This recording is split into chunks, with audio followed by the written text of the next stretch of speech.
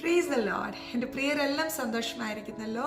കർത്താവിൻ്റെ കൃപ നിങ്ങളോട് കൂടെ ഇരിക്കുമാറാകട്ടെ. അവിടുന്ന് നിങ്ങളെ അനുഗ്രഹിക്കുമാറാകട്ടെ. നമുക്കെല്ലാവർക്കും ദുബായിലെ ഫ്ലഡും അവിടെയുള്ള ക്രൈസിസ് ഒക്കെ അറിയാം. കഴിഞ്ഞ ദിവസങ്ങളിൽ ഞങ്ങളുടെയും യാത്രയിൽ നല്ല പ്രതികൂലമുണ്ടായിരുന്നു. എന്നാൽ തക്ക സമയത്ത് സ്വർഗം ഞങ്ങൾക്ക് വേണ്ടി ഇൻ്റർവീൻ ചെയ്തു. ഏകദേശം 24 മണിക്കൂർ ദുബായ് എയർപോർട്ടിൽ ഇരിക്കേണ്ടി വന്നു. ഞങ്ങൾ യാത്ര ചെയ്യേണ്ട ഫ്ലൈറ്റ് ക്യാൻസലായി. അങ്ങനെ കുറച്ച് പ്രതിസന്ധിയിലൂടെയൊക്കെ കടന്നുപോയി. എന്നാലും ഞങ്ങൾക്ക് വേണ്ടി തക്ക സമയത്ത് കർത്താവ് ഇറങ്ങി പ്രവർത്തിച്ചു. അവിടുന്ന് സുഗമമായിട്ട് ന്യൂജേഴ്സിയിൽ എത്തിച്ചേരുവാൻ പരിശുദ്ധാത്മാവ് ബലപ്പെടുത്തി. പക്ഷെ ഞങ്ങളുടെ ലഗേജ് ഒന്നും വന്നിട്ടില്ല. ഞങ്ങളുടെ ഒരു ബോക്സും കയ്യിൽ കിട്ടിയിട്ടില്ല. ക്യാരി ഓൺ പോലും ലഗേജിലാണ് വിട്ടത്. അത് കാരണം ഞങ്ങളുടെ കരത്തിലൊന്നുമില്ല. അങ്ങനെ ചില ബുദ്ധിമുട്ടുകളൂടെയൊക്കെ ഉണ്ട്. പക്ഷെ റോമർ 8:28 പറയുന്നു, എന്നാൽ ദൈവത്തെ സ്നേഹിക്കുന്നവർക്ക് സകലതും നന്മയ്ക്കായി കൂടി വ്യാപരിക്കും. എനിക്ക് എൻ്റെ കർത്താവിനോട് ഭയങ്കര സ്നേഹമാണ്. Nothing can take me away from God's love. ഞാൻ യേശുവിനെ ഒത്തിരി സ്നേഹിക്കുന്നു.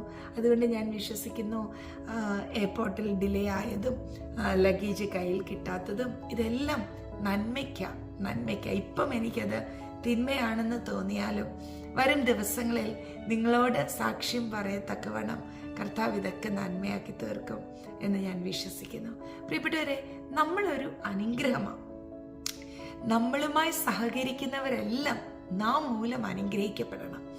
മറിയ എലിസബത്തിനെ കണ്ടപ്പോൾ, എലിസബത്തിനോട് വന്ദനം ചൊല്ലിയപ്പോൾ എലിസബത്ത് പരിശുദ്ധാത്മാവിനാൽ നിറഞ്ഞു എന്ന് നമുക്ക് വായിക്കുവാൻ സാധിക്കും. നോക്കിക്കേ, ഒരു സഹോദരി ജസ്റ്റ് ഒന്ന് ഗ്രീറ്റ് ചെയ്തപ്പം മറ്റൊരു സഹോദരി പരിശുദ്ധാത്മാവിനാൽ നിറഞ്ഞു. അങ്ങനെയാണെങ്കിൽ നമ്മെക്കുറിച്ച് ഓരോരുത്തരെ കുറിച്ചുമുള്ള ദൈവിക പദ്ധതി അതാ. നാം മറ്റുള്ളവർക്ക് അനുഗ്രഹമായിരിക്കണം. ദൈവം അബ്രഹാമിനോട് പ്രോമിസ് ചെയ്ത് എന്താ? നീ ഒരു അനുഗ്രഹമാ, നിന്നിലൂടെ സകല ജാതിയും അനുഗ്രഹിക്കപ്പെടും.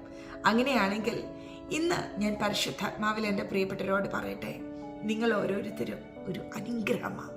നിങ്ങളുമായി സഹകരിക്കുന്നവർ അനുഗ്രഹിക്കപ്പെടും. നിങ്ങൾ മറ്റുള്ളവർക്ക് സമാധാനമാണ്. നിങ്ങൾ ഒരു വിഷയത്തിൽ ഇടപെട്ടാൽ അവിടെ അത്ഭുതങ്ങൾ നടക്കും. അതെ, ഈ ദിവസങ്ങളിൽ മനസ്സ് ഭാരപ്പെട്ട് നീറിയൊന്നും ഇരിക്കരുത്. കർത്താവിൽ ആശ്രയിക്കുക. നിങ്ങൾ ആരാണെന്നുള്ള ബോധ്യത്തോടെ കർത്താവ് നിങ്ങളെ എത്രയധികം സ്നേഹിക്കുന്നു, നിങ്ങളെക്കുറിച്ചുള്ള ദൈവിക പദ്ധതികൾ എത്ര വലുതാ എന്നൊക്കെയുള്ള തിരിച്ചറിവോടെ മുന്നോട്ട് പോകുവാൻ ഹോളി സ്പിരിറ്റ് എൻ്റെ പ്രിയപ്പെട്ടവരെ ഓരോരുത്തരെയും ബലപ്പെടുത്തട്ടെ. ഞാൻ തലയിൽ സ്കാർഫ് ഇട്ടില്ല എന്ന് കരുതി ആരും ഭാരപ്പെടല്ലേ. എൻ്റെ കയ്യിൽ സ്കാർഫില്ല, എൻ്റെ ലഗേജ് വരണം. ഞാൻ അതിന് വെയിറ്റ് ചെയ്യുകയാണ്. കഴിഞ്ഞ ദിവസങ്ങളിൽ വീഡിയോസ് എടുക്കാനും കഴിഞ്ഞില്ല. എൻ്റെ ട്രൈപോഡും അതുള്ള കാര്യങ്ങളൊക്കെ ലഭിക്കേണ്ടതുണ്ടായിരുന്നു. അതുകൊണ്ട് ഞാനൊന്ന് വെയിറ്റ് ചെയ്യുക. എൻ്റെ പ്രിയരുടെ എല്ലാം പ്രാർത്ഥനയെ ചോദിക്കുന്നു. കർത്താവ് നമ്മളെ ഓരോരുത്തരെയും സഹായിക്കട്ടെ. ഈ റോസഫ് ഷാരൻ കുടുംബത്തിലെ ഓരോ അംഗങ്ങളും കർത്താവിനാൽ അനുഗ്രഹിക്കപ്പെടുവാൻ, ക്രിസ്തുവിൽ നിങ്ങൾ പ്രശസ്തരാകുവാൻ, നിങ്ങളുടെ തലമുറകൾ ക്രിസ്തുവിനാൽ ഉപയോഗിക്കപ്പെടുവാൻ ഞാൻ പ്രാർത്ഥിക്കുന്നു. നിങ്ങളുടെ ജീവിതത്തിലും സംഭവിക്കുന്ന ഓരോന്നും നന്മയ്ക്കായി പരിശുദ്ധാത്മാവ് തിരിക്കും. സകലതും നന്മയ്ക്കായി കൂടി വ്യാപരിക്കും. ഒന്നും ഓർത്ത് ഭാരപ്പെടരുത്. ഇന്ന് ഞാൻ പറഞ്ഞത് മറക്കരുത്. നിങ്ങളൊരു അനുഗ്രഹമാണ്.